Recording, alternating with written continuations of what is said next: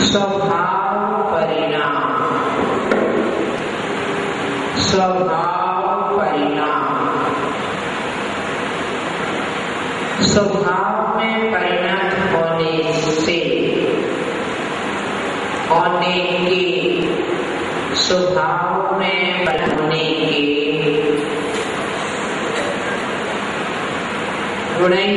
गुणों से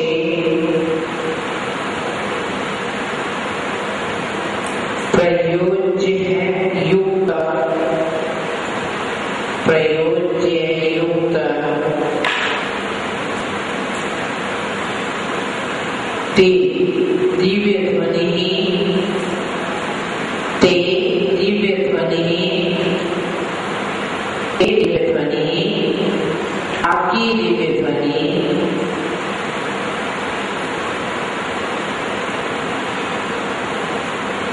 भगवती होती है।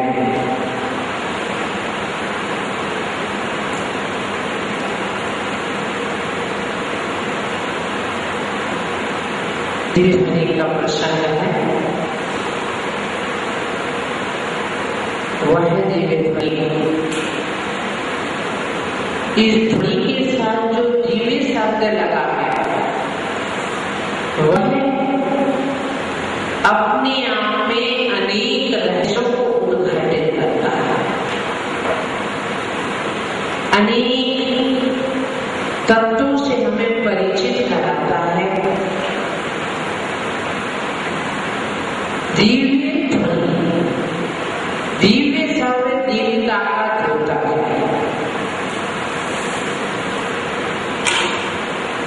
जो दिव्य ध्वनि करने वाले हैं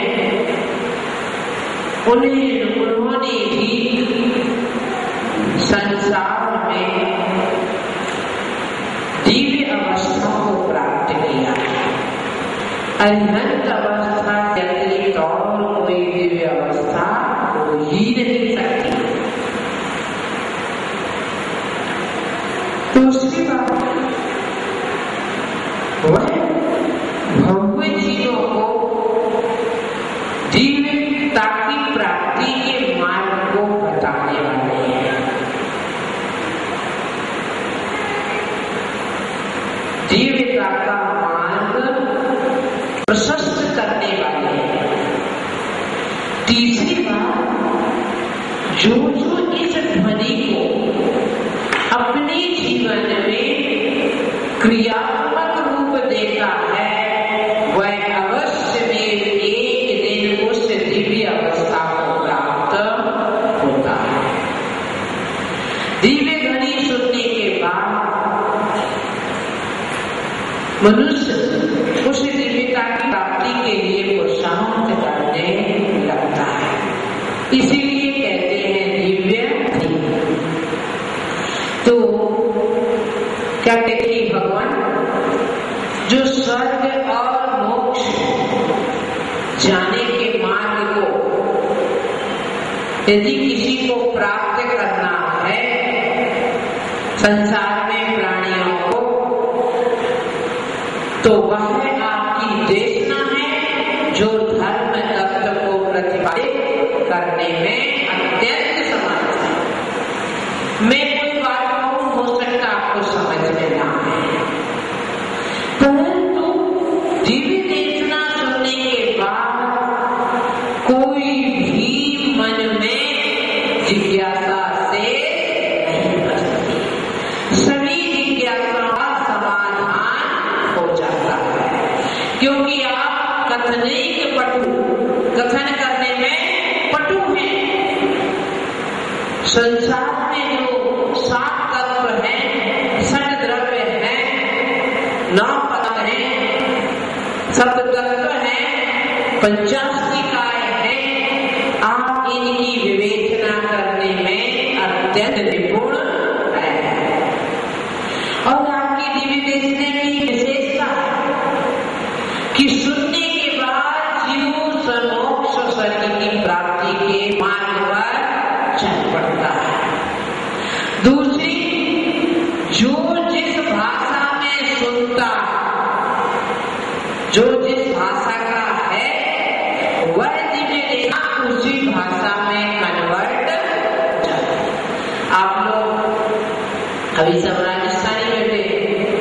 तो आपकी राजस्थानी भाषा में तीर्थंकर की दिव्य देशना स्वमेव स्वभावगत, इसके लिए भगवान को कोई प्रयत्न नहीं करना पड़ता, सुनने वाले को कोई प्रयत्न नहीं करना पड़ता, स्वभावगत सहज रूप से श्रोता की भाषा में तीर्थंकर की देशना सहज रूप से परिवर्तित हो जाती है। मान लीजिए कोई कर्नाटक का आदमी है, तो मेरे को हिंदी में बोलने के बाद मैं कन्नड़ में बोलूंगी क्योंकि उसको समझ में आता है। परंतु भगवान के समोसरण में ऐसा नहीं होता। और जो दिव्य देशना होती है वो कैसी होती है? सर्वांग से होती है। दंत, तालु, ओष्ठ, कंठ, जिह्वा, उच्चारण आदि कुछ भी नहीं चाहिए। सर्वांग से अनक्षरात्मक होती है। दिव्य देशना दिन में 4 दिन से तात्पर्य एक दिन और अहोरात्रि में 4 बार। ये आपने मेरे परसों ने 2 दिन पहले बता दिया था प्रसंग आदि कि एक बार में 3 मुहूर्त होती है। ऐसे दिन में 4 बार होती है, 12 मुहूर्त। और एक मुहूर्त है, दिन रात में कितने मुहूर्त होते हैं? 30। एक अहोरात्रि 30 मुहूर्त की होती है और 12 मुहूर्त दिव्य देशना।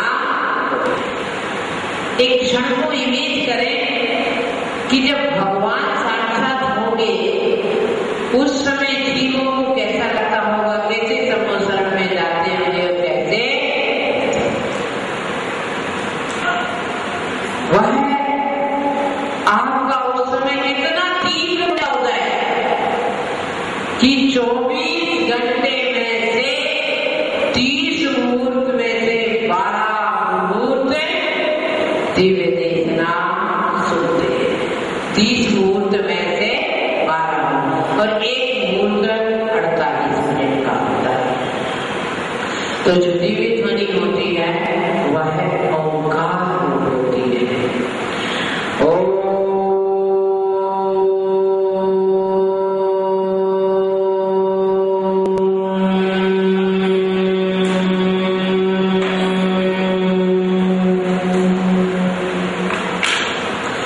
ये तो हमें ओम शब्द बोलने के लिए प्रयास करना पड़ा है ना, परंतु और मुख से बोलना पड़ा।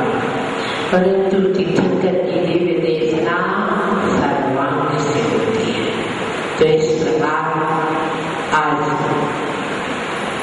आचार्य भगवान ने दिव्य ध्वनि के बारे में बताया, मैंने भी आपको बताया। अब इस समय दिव्य ध्वनि करता भी नहीं है, परंतु दिव्य ध्वनि के द्वारा जो द्वादशांगिनी ज्ञाताओं ने गौतम गणधर आदि अनेक गणधरों ने इसको द्वादशांग रूप दिया। भगवान महावीर के मोक्ष जाने के 683 वर्ष बाद लिपिबद्ध हुआ। पहले तो लोग इतने माइंडेड थे, इतने तीक्ष्ण बुद्धि के थे कि सुना और याद हो गया, है ना। जितना होशियार आपका लैपटॉप है उतना होशियार पहले आदमी था। हर आदमी, अभी भी आदमी होशियार है क्योंकि लैपटॉप बनाने वाला है तो आखिर आदमी। पर अब बहुत कम होते हैं। उस समय हर आदमी का क्षयोसम IQ इतना सफल रहता था कि सुनने के बाद याद। परंतु भगवान महावीर स्वामी के मोक्ष जाने के 683 वर्ष बाद यह लिपिबद्ध होना। तो पूर्वाचार्यों ने हमारे तक पहुंचाया है। साक्षात तीर्थंकर नहीं है, उनकी दिव्य ध्वनि नहीं है, परंतु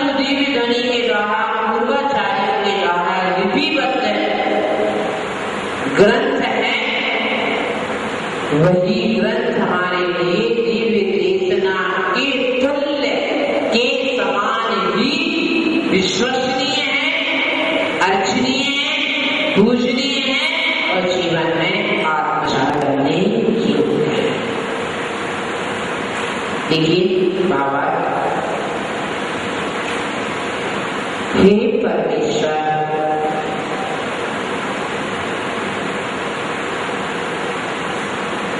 संसारी जीवों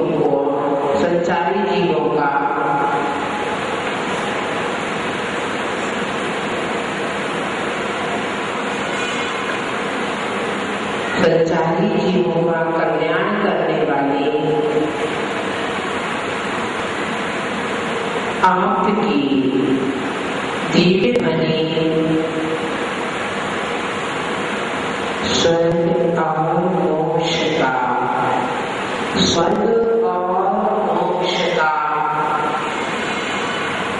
मार्ग बताने वाली है।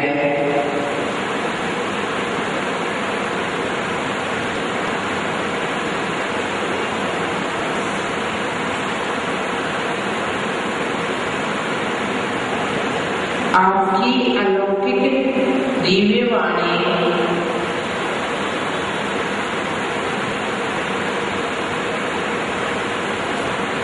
विशुद्ध अर्थ करने वाली है।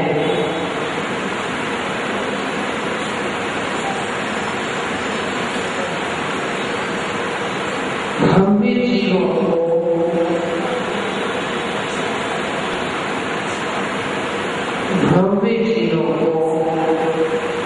अपनी भाषा में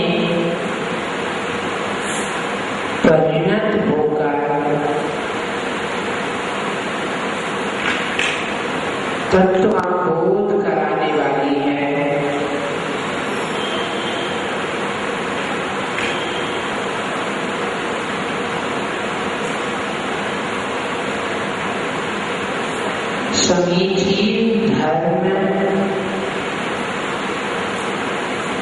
समीचीन धर्म को प्रतिपादित करने वाली है।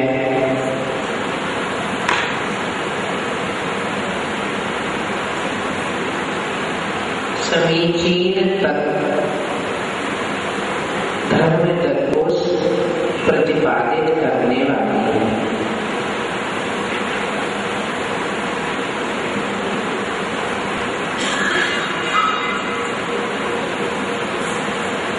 यह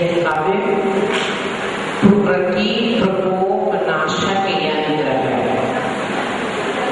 प्रकृति, आप प्रकृति कहते हैं ना, हाँ, प्रकृति प्रकोप नाशक यंत्र, प्रकृति प्रकोप नाशक है यह काव्य।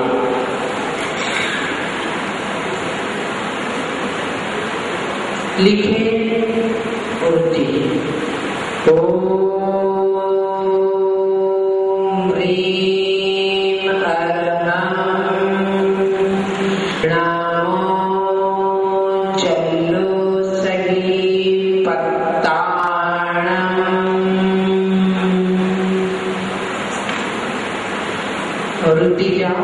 वही छव नमः स्वाहा के साथ ओम ह्रीं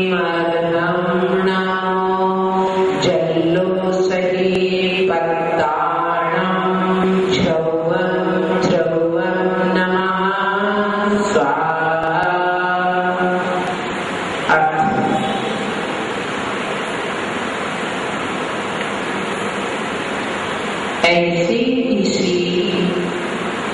ऐसे ऋषि जिनकी पसीना में लगी धूल, पसीना में लगी धूल रूपी मल भी रोगों का नाशक है।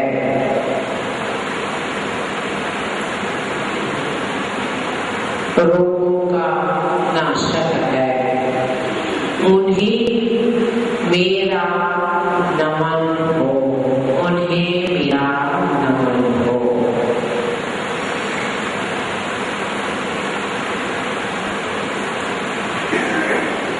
लिखे मंत्र